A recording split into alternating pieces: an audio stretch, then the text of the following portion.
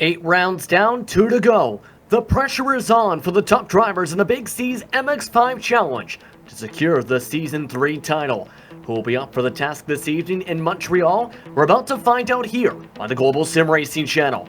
Welcome everyone to today's edition of the GTR Countdown to Green, live for the virtual circuit Gilles Villeneuve in Montreal, Quebec, Canada, for Round 9 of Season 3 of Big C's MX-5 Challenge. I'm Justin Prince. Alongside me in the booth today is Adam Yun. Behind the scenes, it's director this evening in Joe Peak, and he's using cameras provided by the great Dougie Beard. Today's pre-race coverage is presented by GTR Simulator. GTR's racing simulators are currently used as training aids for professional race car drivers. You too can learn to ace that braking, sharpen those corners, and shave off those vital seconds. Whether you're a professional driver or a gamer looking for a more immersive way to play, GTR has your back. Get started today at GTRsimulator.com. Now, Adam, this is a facility with a ton of history in Canadian motorsports, more than 40 years of history to be precise. What can you tell us about this prestigious racetrack this evening? Well, of course, opened in 1978, as you mentioned, about 41 years old. We're going to run 13 turns. There's really only one true layout here, and that, of course, is the Grand Prix layout. Many a series has taken to the track here, most notably, of course, in Formula One. That's where most people are going to know it from. But the Xfinity Series has been here. The Canadian NASCAR Series has been here. Everybody has taken a turn around Circuit Gilles Villeneuve. And now, today, obviously, we're going to throw Mazdas around this place and probably have a pretty good time doing it. It's also home to one of my favorite corners in all of racing, and that being, of course, the the exit of one of the corners being known as the Wall of Champions, because not because of some, grandiose reason or anything like that. No, it's because so many champions have hit the wall there, and you'll see what I mean when we take a lap around here on the GSRC lap guide. Alright, we're in the GSRC MX-5, so let's do a lap around Montreal. Down into the Senna S, your line will always be a compromise through here. Brake too early and drivers will be trying to send one up the inside. Brake too late and you'll have an awkward line through the hairpin portion of this two-parter. Also, keep your head on a swivel during the first lap, because the pileups there are notorious. After that, you'll follow the gentle bend down to turn 3. You can brake pretty late into here, but the real danger is how closely you flirt with the wall on the exit of 4. Don't let the car get too out of control, or you can expect a tank slapper that pancakes your right side. Then, try and straighten out turn 5, which is flat out in the Miata. Hold off to the right and brake hard for 6. While it's important to brake as deep as possible into here, the exit is far more critical because it dumps you onto the riverside stretch. You'll be flat to the floor for a decent amount of time, so all you have to focus on here is just cutting across the slight bend. At least, that's if you didn't get a bad exit and have to worry about fending off an attacker into the next corner. Once you spot the bridge, line up your braking and throw out the anchors. The soft suspension of the MX-5 means it can take a whole lot of curb, but my advice is to get greedy on the first one and avoid the second. That'll keep your tires nice and planted, which means more traction and better grunt off the chicane. Now we're approaching the Casino hairpin, which is the only braking zone in this track that isn't into a chicane. That makes it incredibly appealing for overtakes, but there's some dangers you should worry about because it's easy to overshoot this corner by braking too late. Doing so could mean your opponent could pull an over-under on you, or if they simply stay close enough, the draft coming down the backstretch might bring them back into play anyways. This is the longest straightaway of the course, and it leads into one of the slowest chicanes. This makes it an ideal spot for pass attempts, and you're probably going to see battles erupt in this corner all day long. However, the slowdown penalty if you cut across the runoff is gonna hurt, so try your best not to outbrake yourself. Once again, this is one with very tall curbs that invite you to get greedy. But the Wall of Champions has punished fast and slow drivers alike, and you are not immune to its sting. If you kept it off of there, it's just a matter of drifting the car across the track and crossing the line to finish your lap around Montreal.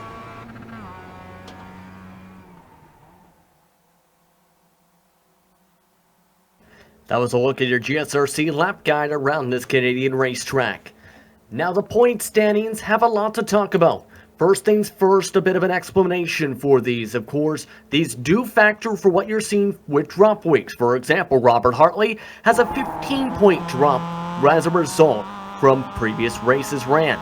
The thing is, though, as the points only scored to the top 15 in this series, many drivers would have burned up their drop points because even though they race, they've scored on some occasions, 0 points for an event. In other words, if you finish 16th on back, you've burned up that allotment already and then some. Only 2 drivers have even got themselves factored into that within the top 5.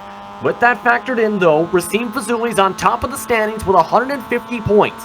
With Hartley in 2nd spot, Brandon Hawken is in 3rd, gaining a spot after last week at the Charlotte Roval over Marcelo Pagnon, who is inside the 4th position. Juan Manuel Fernandez rounds out the top 5 of the point standings entry today for Season 3 of the Big C's MX-5 Challenge. Now, of course, there's a lot to go through as well. Adam, let's take a look at the race details. Yeah, of course, we're operating today with round 9 of 10. That's right. After today, only one more race to go in the season. We're going to go around here for 40 minutes. Now, these setups are fixed. It's actually the baseline setup that you find on iRacing, but they are limited on fuel. So we will guarantee ourselves here today 1 pit stop in this 40-minute race. Instant cap is set at 20.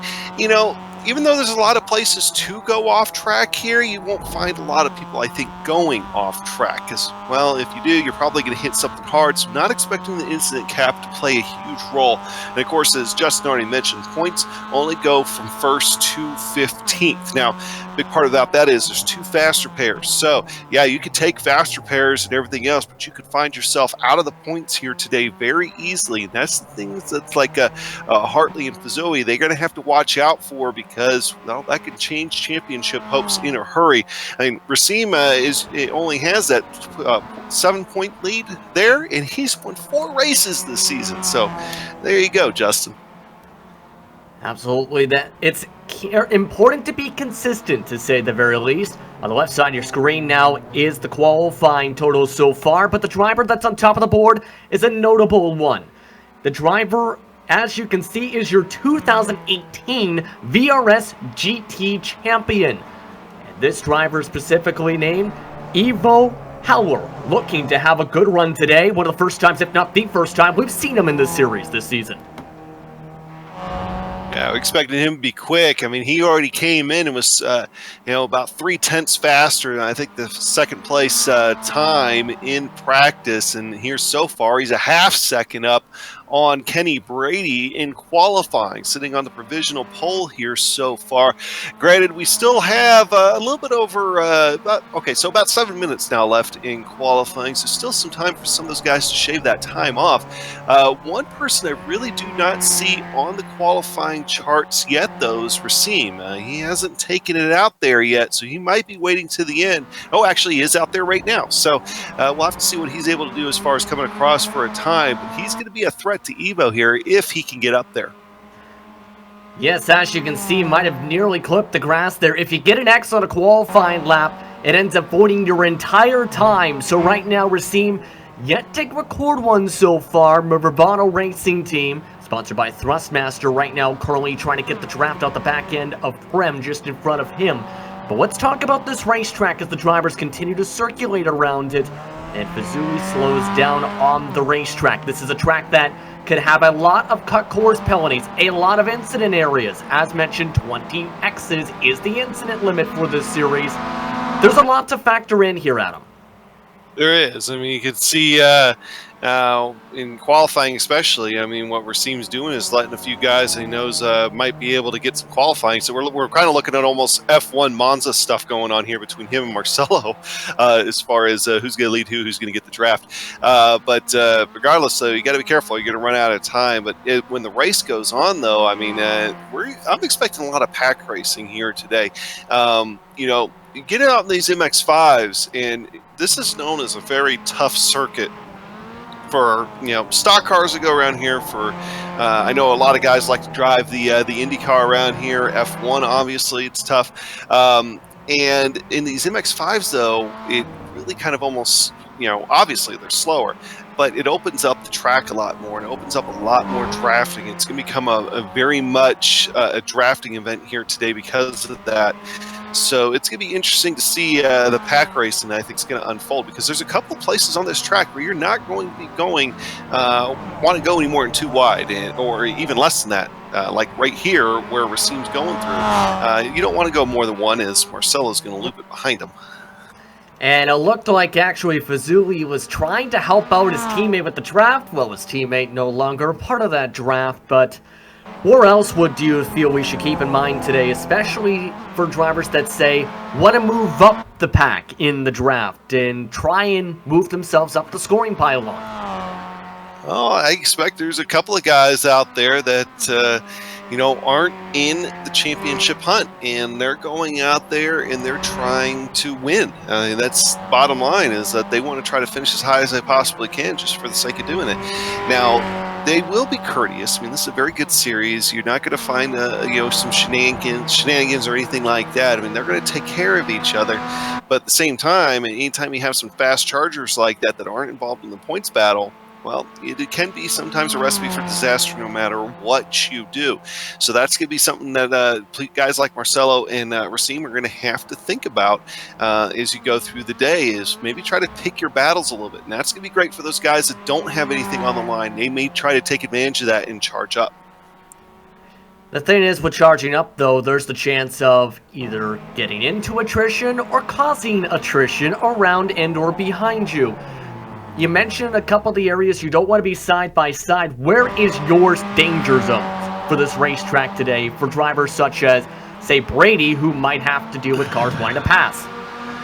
There's a number of areas. Obviously, you've got about 3 chicanes in one hairpin on this track, and obviously the wall of champions there on the exit of 14 running down to the front straightaway. That's going to be one right there where you got to be careful. I mean, guys are going to be jumping the curve right there. Perfect example. You see Kenny Brady on your screen hopping that curb, getting 2 wheels squarely off the ground. You're not going to go too wide through there, especially with guys jumping curbs all around you. That's going to be something to watch out for. The hairpin too, even though it's wide enough right there for 2 cars to go side by side, that's actually going to be a pretty good passing area. You're going to lose time doing that. Now, you don't want to lose any time at all that you can't. You got to avoid it here, because if you lose that draft, you're going to find yourself in a more hurt than you otherwise would be. Indeed, right now you're looking at drivers like Fernandez. By the way, you just seen a moment ago, Fazuli up to 2nd spot in qualifying, jumping ahead of Robert Hartley in that championship battle in the standings with about 2 minutes and 10 seconds to go in qualifying. Hartley in 3rd at the moment. The iRacing driver on his own, we should note, though. His fastest time in practice was a 1:55. That's around the same ballpark as he's run in qualifying so far. So he has half a second, essentially, though, on the table, though, compared to practice, that he would want to try and get to be up back in the front row, because track position could be key. One thing to note, if we can bring up the weather for today, partly cloudy skies, 77 degrees the air temp, 82 degrees Fahrenheit is the track temp, with very little winds today. And of course, the track temps might actually dip down as the event goes on, because as much the events have been this season, they start essentially in sunset conditions. Local time in the sim approaching 8 p.m., about 7:30 p.m. and to be precise at the moment. Yeah, we will definitely see those lights kick on here by the end of the race, which is always pretty cool. You'll start to see the lights illuminate the track and everything else, and that moment that they all click on, we always end up with some straightaway shot looking down the straightaway. They all click on at the same time, so it's pretty cool to see, and you're going to get that here this afternoon. But that will take the track temperature equation out of it. Track's going to cool down a little bit, but it's going to be a little bit less slick out there in the places where you definitely are on the edge. Absolutely, and you can now follow. We're now following along with Paginon, the Italian driver that's currently in the 6th position still and trying to move up, make it 5th position. Pardon me. He has right now with a 155.7. No one else other than Howler has even gotten past the 155.7s this entire qualifying session. This has been outstanding pace we've seen from Howler so far, who is looking fairly confident still in the pit lane when the final closing stages of qualifying. Yeah, he's not going to have any problem, I think, here retaining that pole. Racine hasn't shown the kind of haste to get up there.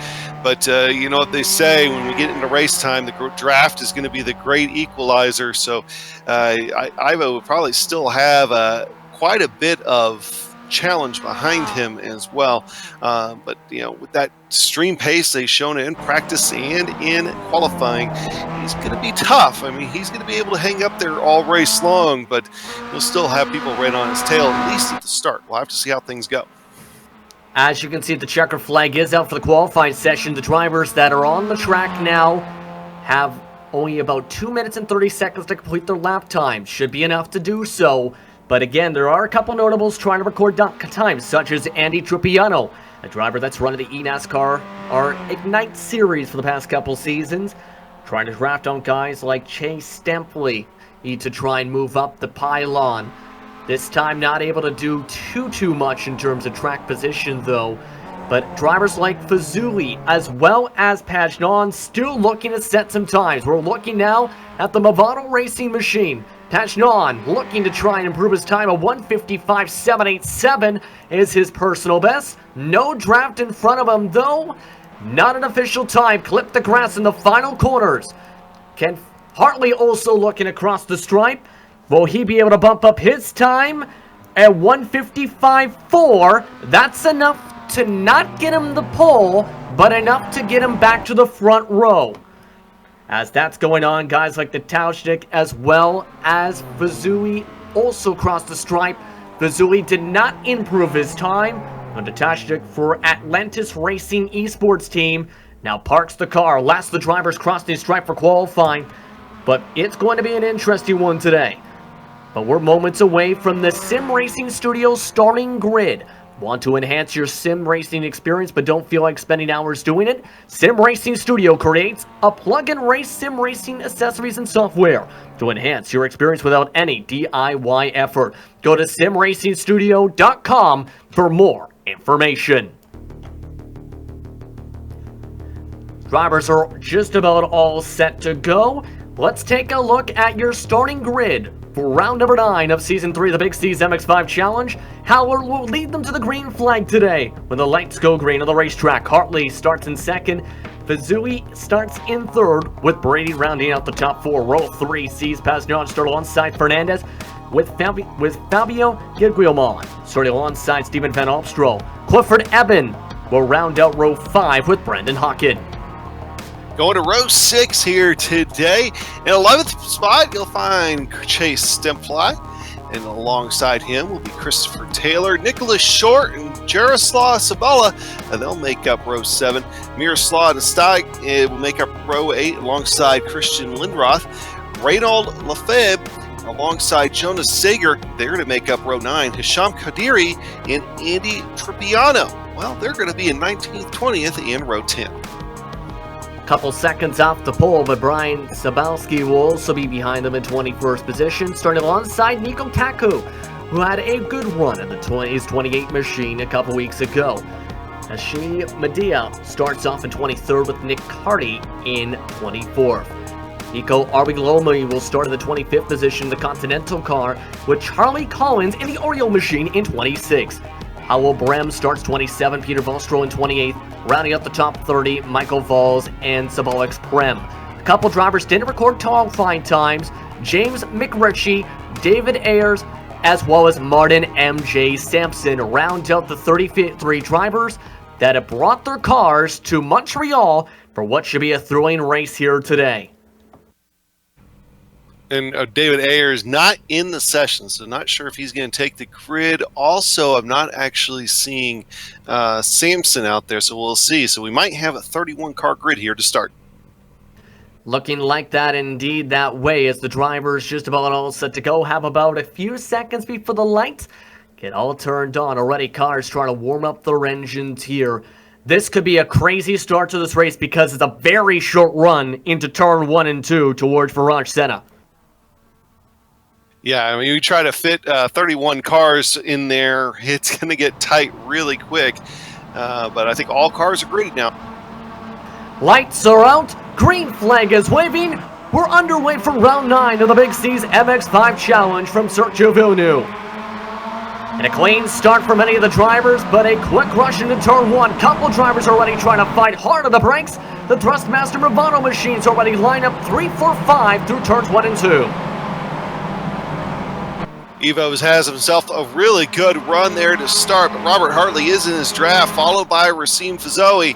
So those are tight. I don't see any major major car crashing! The 723 flipped up into the tire barrier already into turn 3.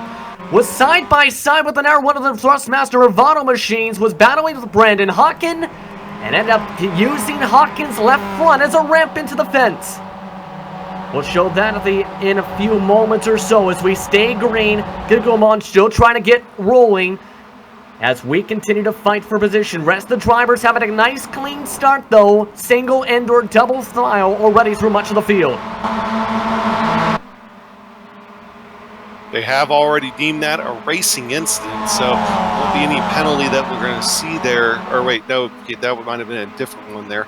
But so far, the top 10, outside of that one incident, they've been clean. And really, most of the field has been clean here so far. Of course, once you get back to about 20th on back, they're getting a little bit more racy back there.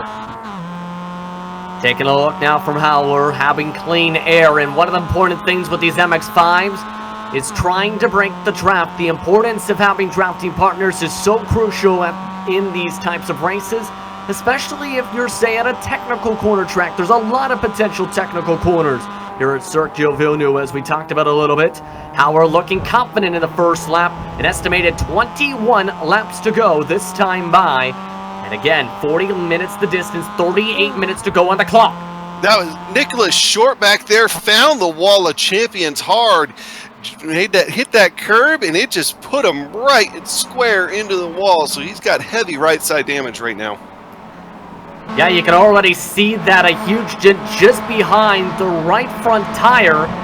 Short around 10th position at the time of the crossing the stripe, and already losing some spots now as he gets freight train for the right side. So a couple drivers already with some damage. 2 total already in the garage area with fast repairs waiting.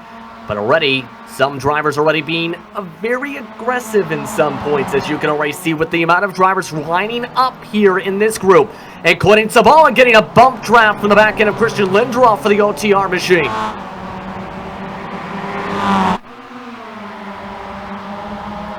So this group stays going though. Lindroff lets by the Tauchniak as that contact happen. As we keep on going, still with about 37 minutes to go here, Adam. Yeah, tight racing out there. In fact, right up here in the top 5, we've got Marcelo Pangan. He's going to go ahead and try to get around Kenny Brady. He's going to be able to complete that move in the draft. So those two will swap positions, move Marcelo into 4th, move Kenny back to 5th. And this is something that can happen a lot with these cars. We were talking about this a little bit. With the MX-5s, draft is a very crucial point factor here. With the Casino Straight specifically, the longest straightaway on this racetrack, that might mean the potential, if you get close enough, to have another chance for a pass. Kenny Brady, we're looking at him now. Racine Fazuli, I should say, looking at him now in the 3rd position, for example, trying to find a way to draft behind Hartley and Howler. Can't make anything go, though. But we've already seen the top 3 break the draft from 4th on back.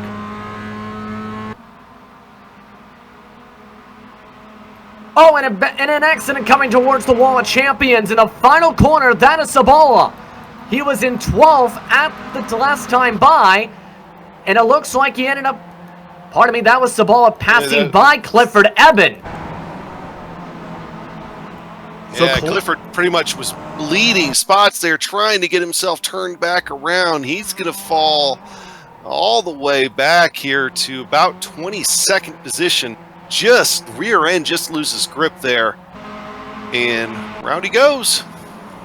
And there's a chance here, Adam, do you think, that we see that potentially a lot today?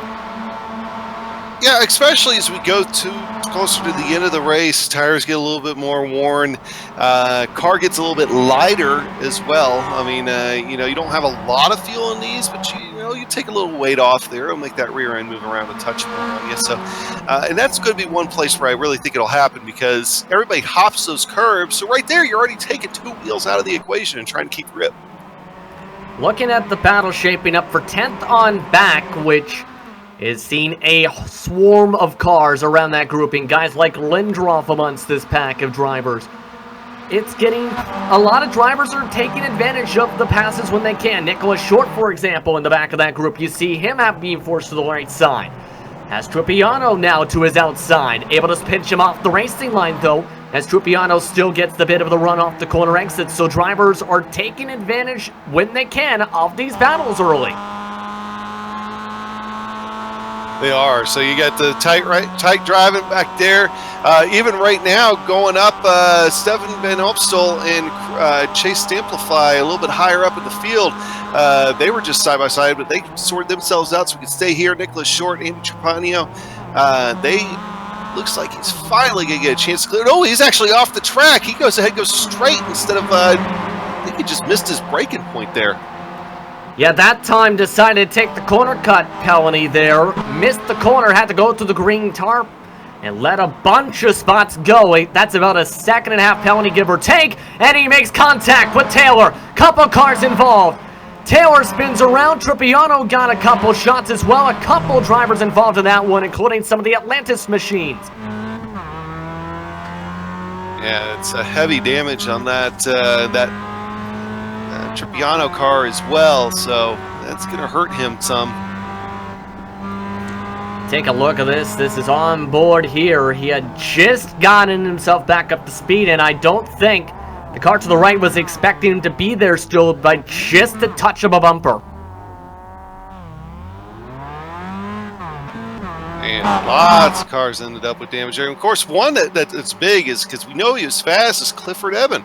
I mean, if it hadn't been for that spin, he wouldn't have been back in that. And now he's got massive front end damage.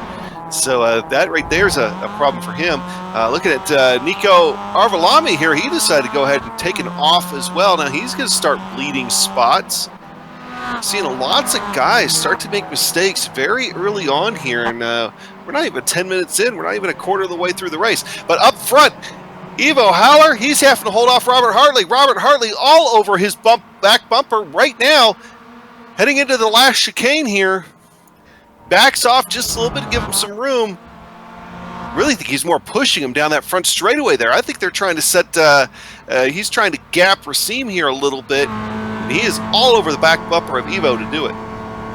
That time a 156 for Howler, actually. Half a second quicker was Hartley with the help of the draft a little bit.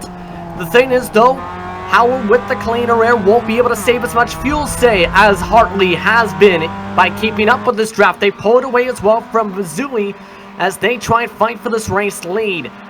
Hartley, though, we also have a replay, though, of Jonas Seeger, it looks like, as he's had some troubles. A couple cars have been pitting in these exchanges. Meanwhile, Seeger was around the 20th on back spot. And it looks like one of the cars that wanted to pit sent him up and over.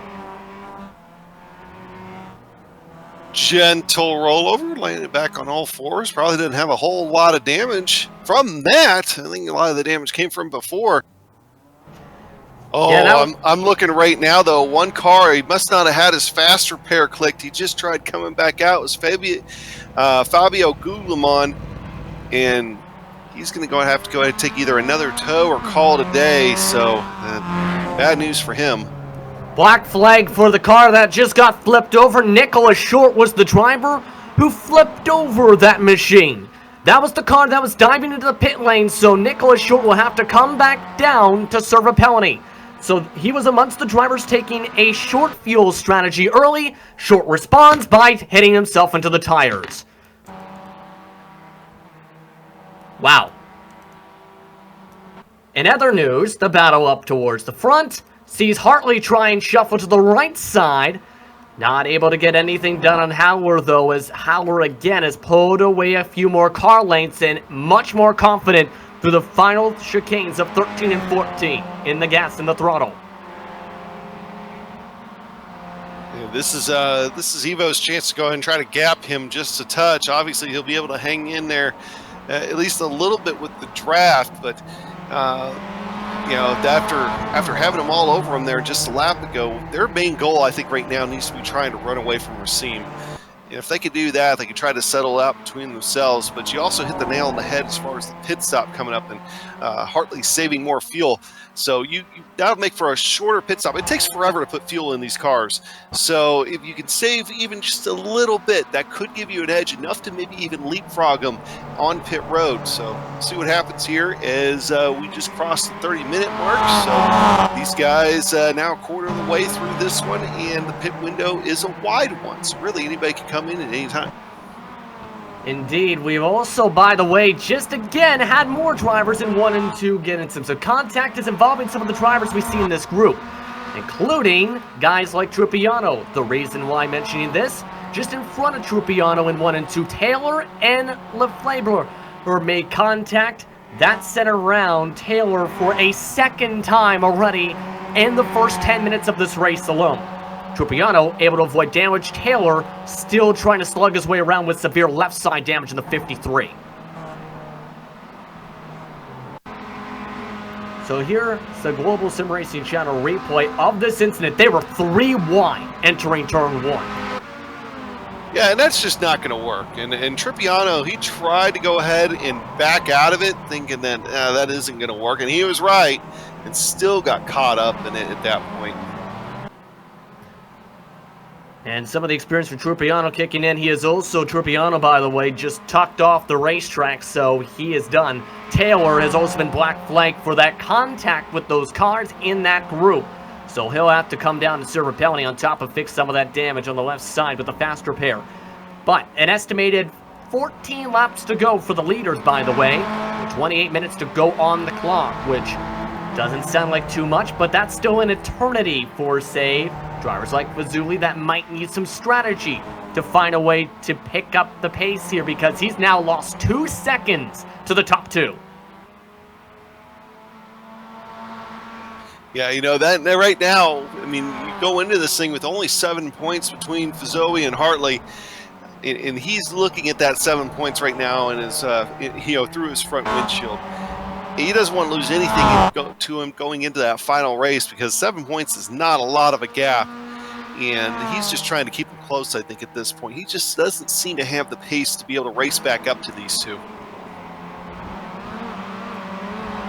Yeah, usually we've seen Fazuli, his main thing about trying to get wins over drivers like, say, Hartley was aggression in the pack, especially in some of the corners. Today, it's not worked with Hartley being able to pull away with one of his toughest challengers this season outside of Fazuli now, in Howler here in this race, because Howler's led every single lap. Only 1 or 2 times has Hartley even had a chance to pass the 2018 VRS GT champion. Yeah, and I don't know if he wants to. Right here, yeah. I mean, he's not tucked right up behind him, but he's going to pull back up into that draft. I really think he's in a fuel save mode right now. He definitely is, if that's the case, because you have to remember Howler has been leading every single lap, right? He hasn't been having the draft that Hartley's been doing. This is something we've seen Hartley do, is be a strategic driver and try and stretch the fuel, because you do have those fuel jugs for the MX-5s. The longer the pit stop, the more time you can lose on the track. So if you can, say, take 1 less lap of fuel into the tank for the end of the race, that can save you a lot of time on the racetrack.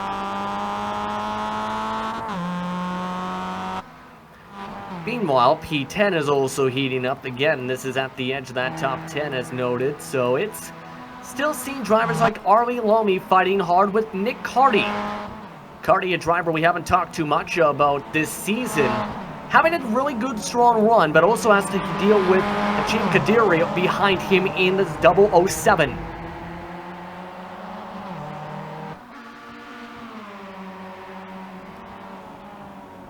Carty looks like he is still... It looks like the main difference you can see of the drivers, especially with the overhead shots, is Arlie Lomi better in the chicanes. Carty bit better with some of the draft to keep up and manage some of the time lost, but not all of it, Adam. Again. Yeah, watch those guys go around here. It's like after a very, very exciting first 10 minutes of the race, things are starting to calm down here in just the last few. Not a lot of changes for position, not a lot of battles, and it seems like things have kind of also thinned out a touch as well. So still a little bit out there, but they're all back about 20th on back is where most of the main battles are. I mean, I'm watching right now, Jonas Steger and Jaroslav Sabala. Those two are going at it pretty tight here. And in fact, I wonder if Jaroslav is going to go ahead and try to make a move, but that's going back to 22nd and 23rd. Yeah, again, that's outside the points, but some of the drivers want to have their own fun. Remember, Seeger, amongst the drivers that have had some excursions, Sabala had to get some front-end damage repaired and now has some right-side damage on the car.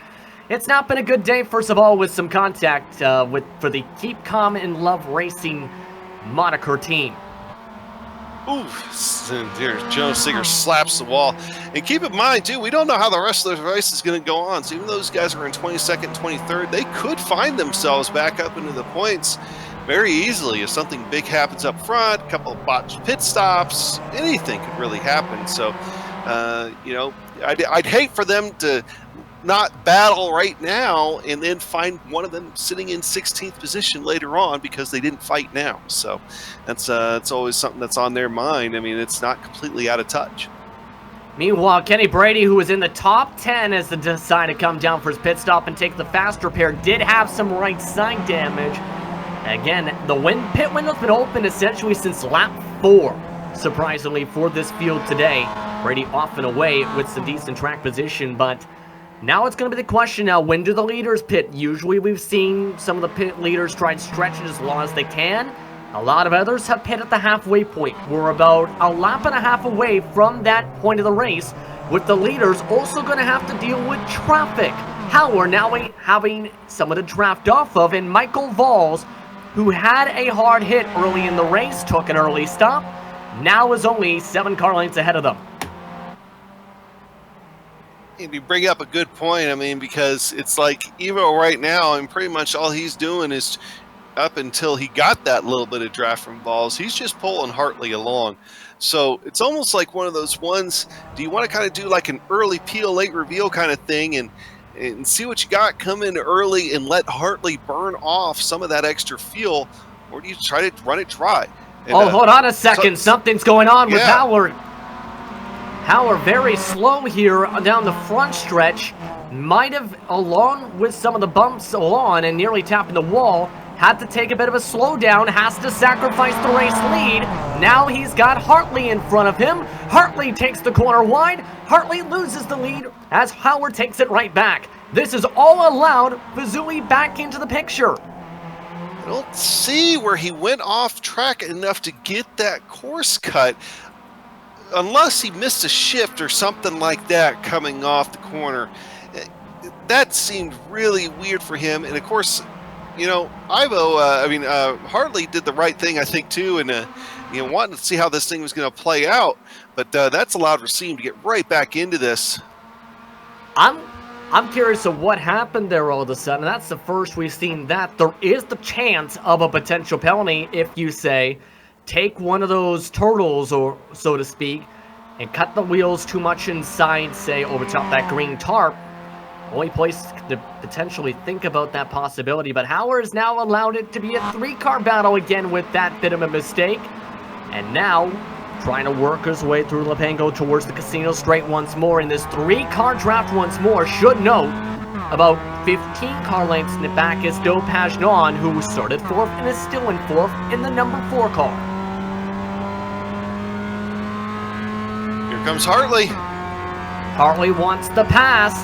Hartley wanting to take advantage of an opportunity, the best chance he's had all race long so far for Excite Racing, able to retake the race lead.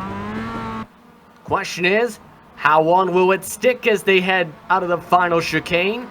Now Howard has a chance to save fuel for his first time of the day. Yeah, now Evo having to do his best to hold off Racine.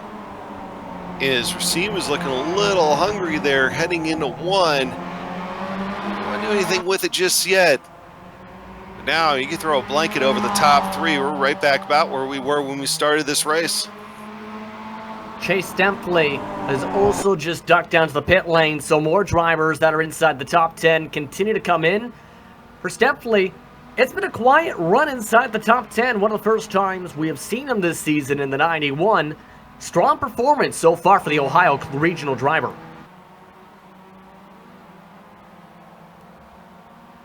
But again, that still opens up the can of worms of when does everyone else come down that's still on the racetrack. Again, the leader's still on the track with about an estimated 10.5 laps to go. Pit stop time so far have averaged about 14 to 16 seconds for much of the field. Definitely, though, took a long stop of 21 seconds at him.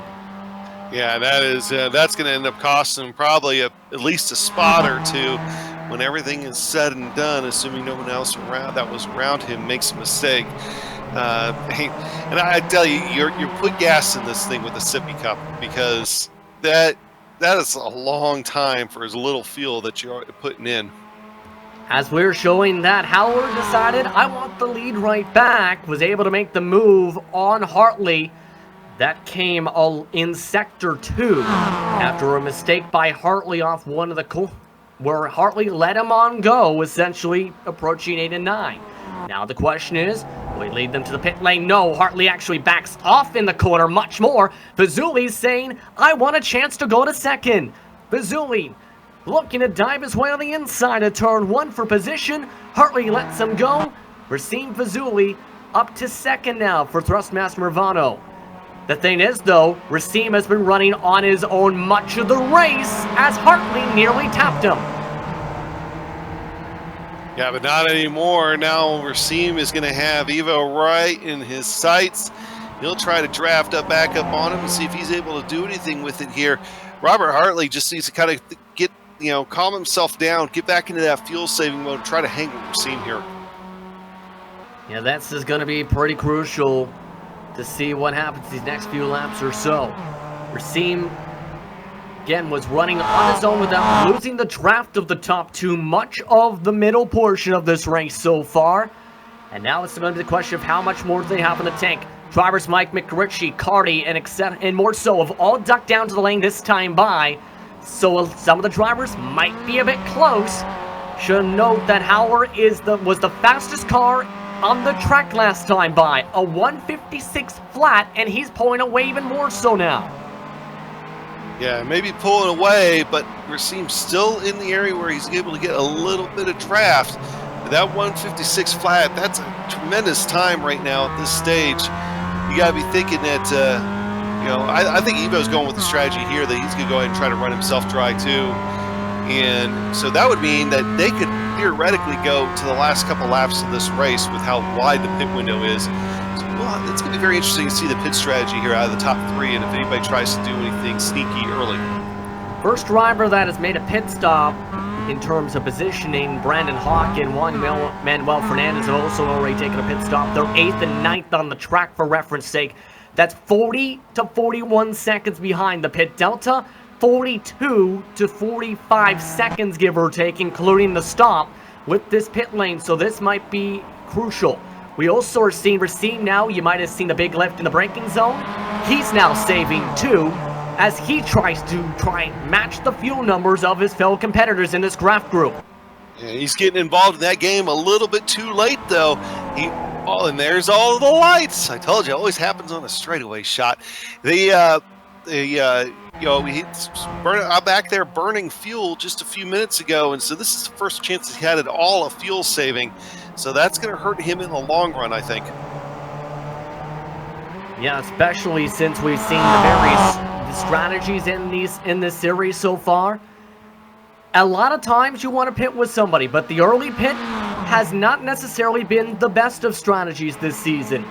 We'll have to see what they do here with under 8.5 estimated laps to go, approaching 15 minutes to go on the clock on the upper left-hand corner of your screen.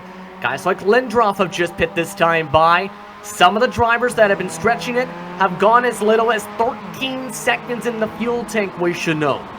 So there's the chance that we see these drivers go around that number as they approach the casino straight once more. We'll be be interesting to see if Hartley here is going to go ahead and try to make a move on Racine. I think he's going to be in the best spot to. But keep in mind, he's been very light-footed. He is doing his best to try to save as much fuel as he can. And way back there behind them, I do see the headlights of Marcelo Pagnon. He has been doing what he can to try to catch up to these four, but now he's at least within shouting distance. As Hartley's going to go ahead and come. Actually, all three of them are going to decide to come in. So all four, in fact. Pagnon also dives his way hard into the pit lane, so the top four drivers match themselves and come in and follow Howard into the pit lane. The question is, which drivers will take which amount of fuel, because this might decide the race. Keep in mind, these are going to be longer pit stops. I do believe that I see Upstall back there as well, so that's 5th position. Here's your top 5 on pit road right now. And it looks like Hartley as well as Fazuli also taking tires on the left side is Pagnon. Not taking tires is Howard. Off and away go Hartley along with Fazuli. Howard drops to 3rd. Fazuli wins the battle out of the pit lane as they go back through turn 2. That's the difference right there, being out in front. This entire race is actually, Evo grabs the grass just a touch. Gets a little bit loose there coming out of 2. Doesn't hurt him too much, though. Robert Hartley, though, really dives the inside of that. That's one of those ones really getting close to maybe having a course cut penalty there. But that, you're seeing leapfrogs everybody. He's going to go to lead, and now the game begins again.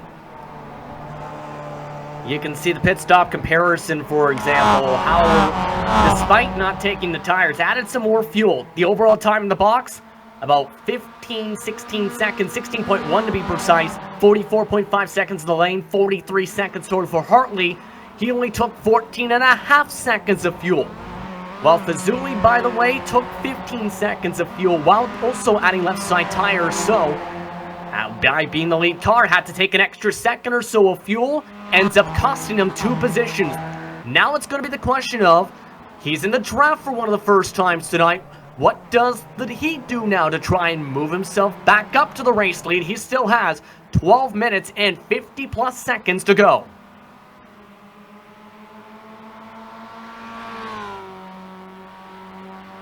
Adam?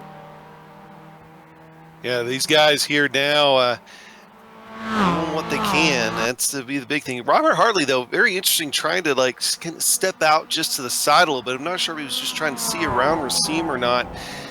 But the sun getting low in the sky and everything else too. I mean, we're starting to get a little on the dark side out there. That could play a role too, because you're going to start to lose a little bit more of your sight lines going into corners and everything else. Yeah, these cars have lights, but as you know in iRacing, lights aren't necessarily perfect. One battle too that I'm watching that's getting ready to heat up, that's going to be Brandon Hawken and Juan Manuel Fernandez. I think Juan Manuel Fernandez here back for 5th and 6th rather. I think he's looking to try to get back into the top 5. Steffley and Lindroff has also been heating up. They were near side-by-side, actually. In fact, side-by-side in the Casino Straight. Steffley now trying to hold on to the position as he's been having a strong run. This is for 8th and 9th position we're seeing up on your screen right now. The gap between them and the leaders 24 seconds, but they have quietly, both of them, had very strong days today. It hasn't been the flashiest of performance for either of them, but it's been a fairly clean performance for both of these drivers. And at this point of the race, with how things have gone, if you have a clean car and haven't had to take your fast repair, you're probably doing all right for yourself. Especially if you don't have a fast repair, or should I say, if, say, you got damage and waited all the way to the pit window, there was the chance you might have lost time on the track with some of the damage we've seen for some of these drivers. And it looks like something might have just happened to Brady, we are hearing. Just checked in on him just a minute ago, and it seemed like he was doing fine, trying to find it here. And there it is on the replay. In fact, got the wall, was 12th last time by the stripe, was inside the top 10 much of the day. Oh, and it was that secondary impact with the wall that I think broke his right front. He couldn't pull away from it, so we'll see if he still has a fast repair after his toe, but that's going to take him out of the points. Remember, there is 2 fast repairs available. I believe he might have had to use one of them earlier. But there's the second one now coming up from that hard hit. This will drop him out of the points and then some, around the mid-20s now with that damage, plus the time of the on the tow truck. Some of his own teammates pass on by, but Bazuli is still in the lead for Thrustmaster Movado. Right now in second spot is Hartley, third is Hauer, fourth is Pashnon, who we're just looking at on is very lonesome. The gap between these drivers about 3/10 apiece at the moment, with an estimated 5.5 laps to go. Another battle I've been watching here for the last little bit. Nick Carty and Jaroslav Sabala, they've traded that spot a few times. Now this is big because you have Hicham Kadiri back there as well in 16th position. So this is the battle right now to finish in the points of the race here today, with only about 9.5 minutes to go.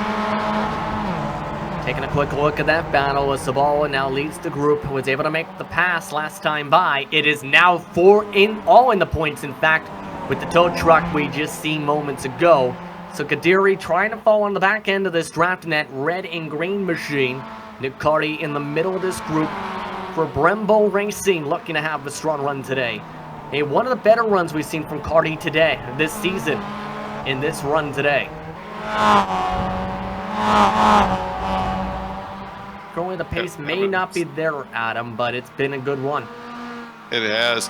And so that's one battle. Chase Templefly, Lindroth, I mean, that's still going on. Looking around else, Hawken and Fernandez are still going at it. Oh, and here we go for second.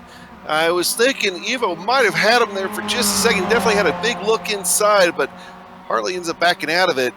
Oh, excuse me, Evo ends up backing out of it. Hartley's going to retain second position here, but has a big run on Racine going into turn one. Hartley also had a chance to maybe dive at the last moment for Bazuli, but let off the gas, not wanting to force it. They have made contact at times before this season, but you don't want to have any potential conflict, especially with a championship fight approaching the final round of the season next week at Daytona International Speedway.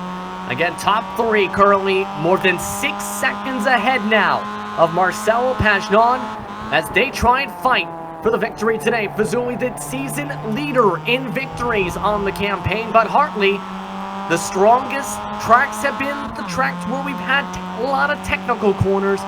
Today it's been in his wheelhouse, and we've seen Howard lead a majority of laps today. He's got the most iRating and some of the most experience out of some of the top drivers in multiple disciplines on the road course side. He looks to try and sneak his way to victory lane today. Who do you have with this here, Adam? Because with 4.5 estimated laps to go and 7:16 to go on the clock, it could be anybody's race inside this top three. It can, and I'll be honest with you, from races that I've seen in the past with the Mazda, right now, I really like Evo. I like being the one that could kind of force the hand here a little bit, possibly on the backstretch, going down the Casino Straight, coming to that final chicane and having a good run. So right now you have Hartley trying to do his best to get around Fazuli. He's going to have the preferred line here. Should be able to finish that. Yeah, there he goes. We'll move him up into the lead. But right now, Evo's the one that I think's in the cat's bird seat. Potentially, as Hartley's now in the race lead, crosses the stripe to complete circuit number 17 for the event today with 4 estimated laps to go, with 6 minutes and 24 seconds to go on the clock. They will have lap traffic be a factor though. Michael Valls, Clifford Eben, amongst the drivers that are just ahead of this lead pack now. Eben had just came out of the pits moments ago, we should note, so traffic might be something that could be interesting, could be a factor now, as Hartley now has somebody dropped off for the next little bit. Yeah, this could be Hartley's chance to try to draft off those guys as he comes up on them and see if that'll maybe help separate him a little bit from Fazuli. But also remember, in the drafting game, if he separates himself a little bit more, that's going to increase the run that Fazuli, and for that matter, Evo, could get on him here in the next lap or two as that gap starts to close down. MX-5, very momentum-based car. We add the draft to that. That just kind of multiplies that factor. Looks like Valls lets them on go, as now they still stay ahead. Now it looks like Howard losing a bit of the back end of the draft. Not as good of a run that time through 8 and 9. they work their way through Tulapengo to the start of section number 3 on the racetrack. Tighter entry apex line for Verzuli, taking a higher arc rather. Not able to gain too much speed though, but will have to drop down the casino straight. Last time we seen Hartley get the run. What will Verzuli try and do for Thrustmaster Ravano in the second spot? Can he get the run once more?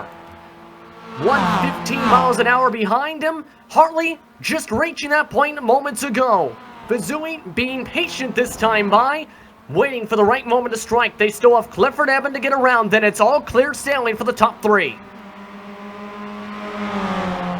See how much Racine actually backed off, as Clifford Eben is just gonna let him go here. Probably a wise choice, but Racine backed off, and that's gonna allow Evo to take a look here. Is he gonna be able to do anything with that look? See those brake rotors just glowing now as it continues to get darker out on track. Seems going to put a wheel off there, catches a little bit of grass. I don't think he loses a lot of time because of it, but he's going to have his hands full here. Everybody is already thinking how they're going to set themselves up for the run that they'll need in order to do something, either with second or first here in the closing 2 laps.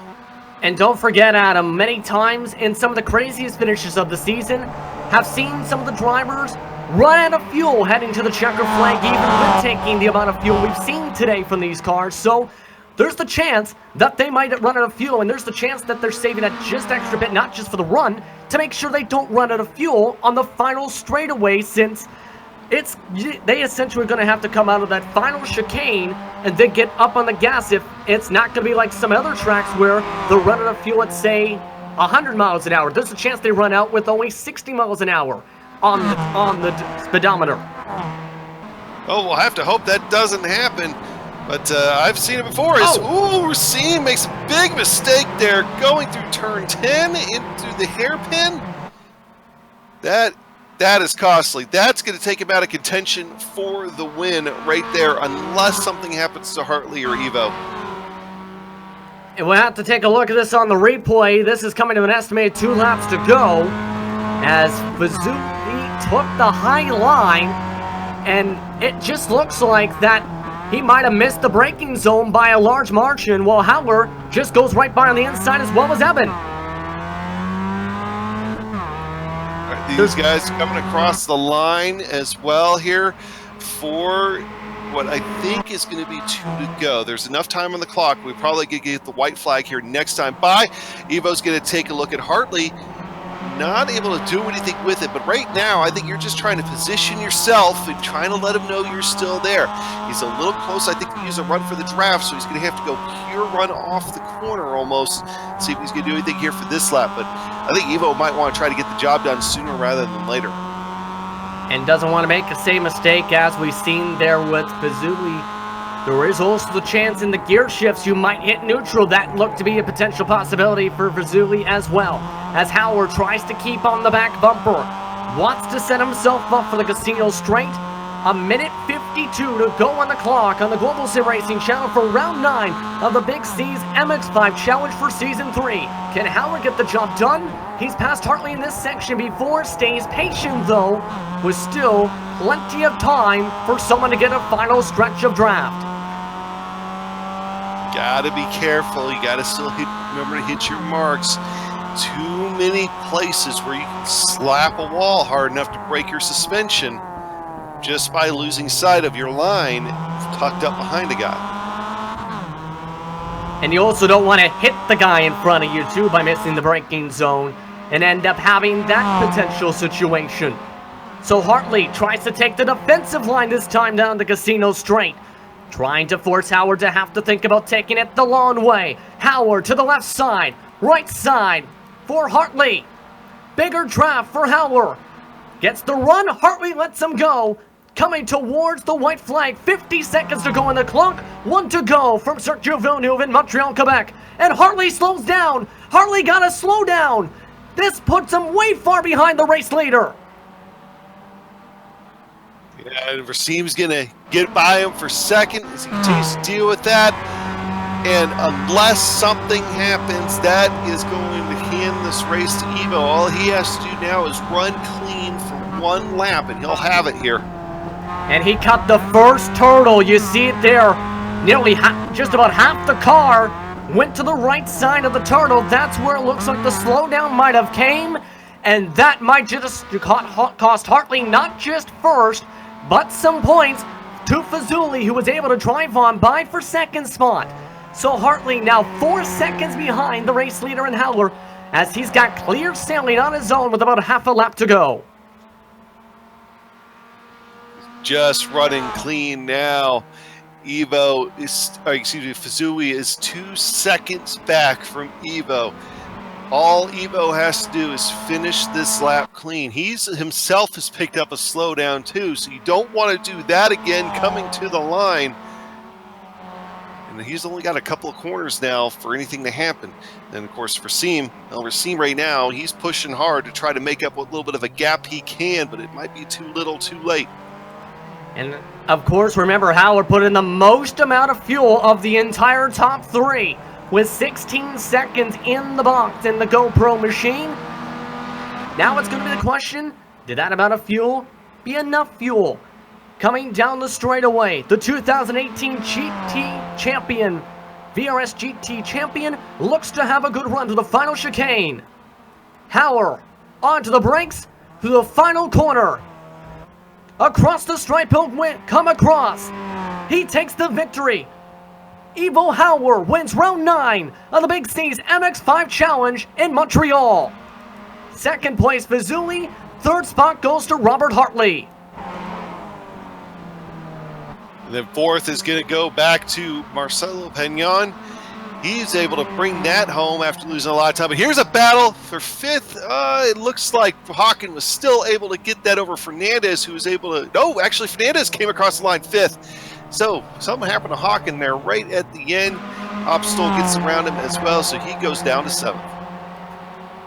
One of the air drivers in front, like Stempfli, McRitchie, on their own in front. But others, such as in this battle, are still fighting for points. Ari Lomi trying to hold on to 11. Kadiri getting the run to the left side. Looking to try and get some good points. Ari Lomi lets up. Lindroff, his teammate, tries to attack Ari Lomi.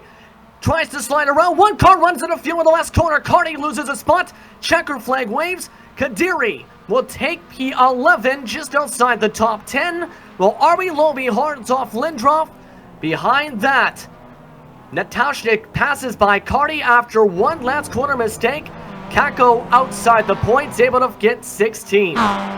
Peter Volstrom drops to 17th. Rest of the drivers coming across the stripe, either on their own in one last battle, such as 21st and 22nd. Again, this is not for points, but for some of them for potential pride. Seeger trying to get the run on Prem. Better run this time for Seeger for 21st position. Side by side at the stripe, Seeger finishes 21st with Prem, falling a spot behind in 22nd. And a strong race today, and when we come back, we'll have your post-race coverage presented by Minus 273 on the Global SimRacing channel. You're watching the Big C's MX-5 Challenge from the Circuit Joe Villeneuve in Montreal, Quebec, Canada.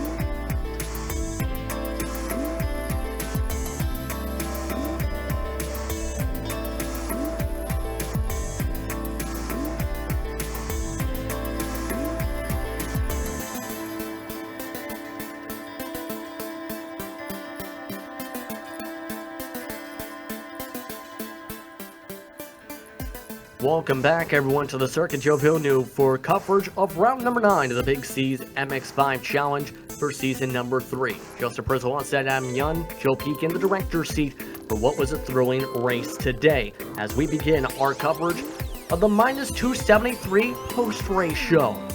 Minus 273, as whether it's on the real track or the virtual track, one goal in mind: to produce the best racing gloves to get the job done. With unmatched comfort, durability, and style, their gloves will leave your old ones in the dust. Find out how they can help you by visiting minus273.biz. Let's take a look at your race results first, starting with the man who took the checker flag in a wild run, which we've seen multiple drivers make mistakes in the final couple laps. The man who made the least amount was Howler. Howler, with much experience on the road course side, took the victory by 2 seconds after Racine Fazuli made a mistake with a couple laps to go heading into the entry of turn number 10. Robert Hartley had a 4-second corner cut penalty through 13-14 coming to the white flag, and way in third though, 4 seconds behind Howler.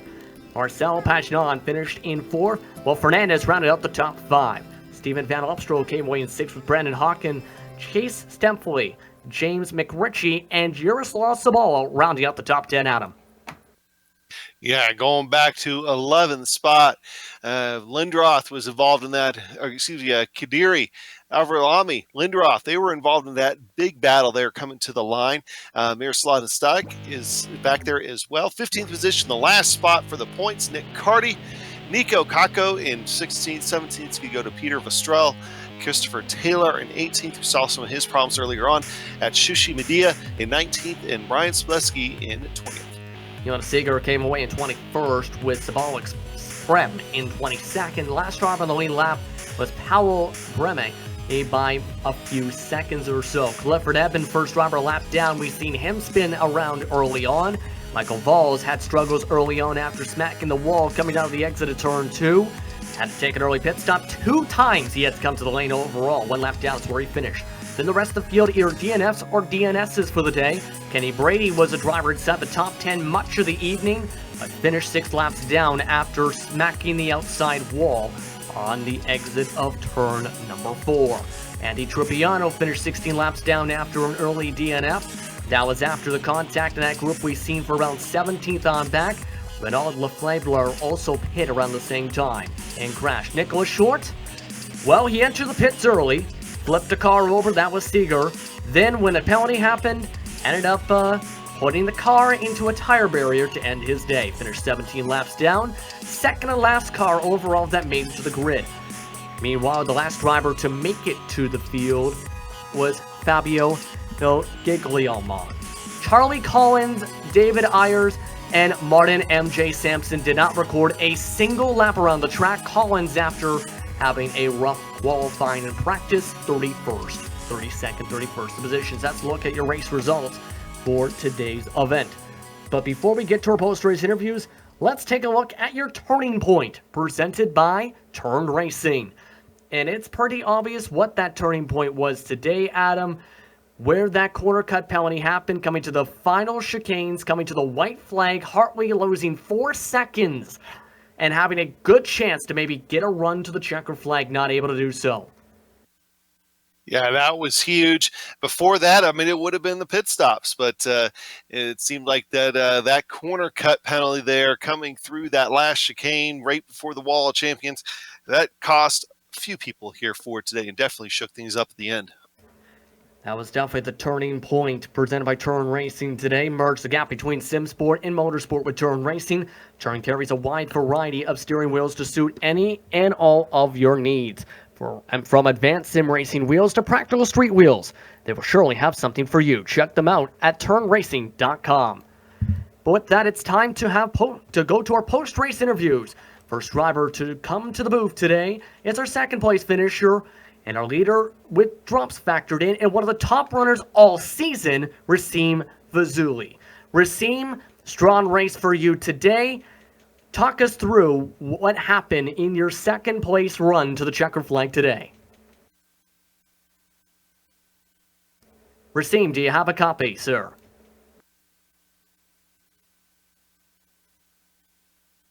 And I'll give Racine a second here. Here, check one more time. Racine, do you have a copy? And unfortunately, it looks like we're seeing having a bit of a technical issue there. Came away second, started third, has been one of the top drivers this season. But Adam, as we try and give him a second here, your thoughts on this event here today for the second to last round of Season 3? Shaped up about like how I thought. I mean, you definitely had your packs out there, tight racing throughout, and a couple spots came right down to the checkered flag. And really, the top three would have came right down to the checkered flag and hadn't been for that course cut that we've already covered. At this point, too, the championship battle is going to be very tight. Hartley and Fazuli, the two major favorites heading to the Daytona International Speedway.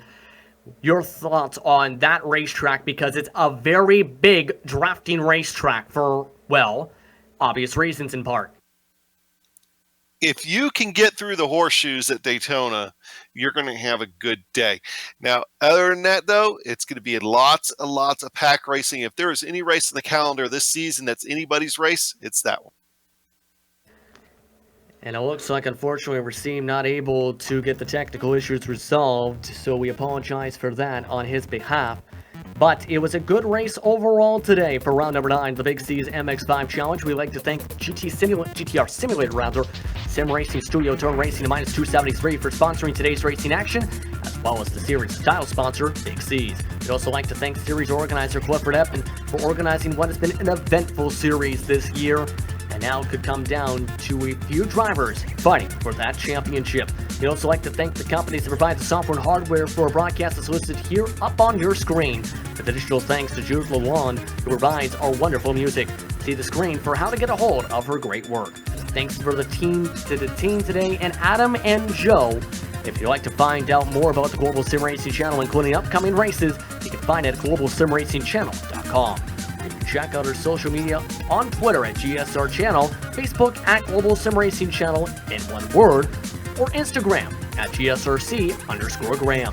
Don't forget to head over to our YouTube page and hit that big red subscribe button as well as the notification bell so you don't miss a moment here on the Global SimRacing Channel. As mentioned, the final race of the season heads to the Daytona International Speedway, the 2007 version of the racetrack with its bumps and tough glory. It's going to be a wild race with lots of drafting and lots of chances for attrition in the battle for Season 3's championship. You can see that on the Global SimRacing channel starting at 4:30 p.m. Eastern Time next Sunday. We also have many upcoming races for other series listed up on your screen, including tonight the Precision Racing League's Cup Series, taking place at Richmond for round number 2 of the series. That will take place at about 8:50 p.m. Eastern Time. Christian Challenger and I will be on the call. For other races, also make sure to mark those down in your calendar because there's a lot of action coming up over the next few weeks or so. But until next time, race clean, race hard, and we'll see you on the track.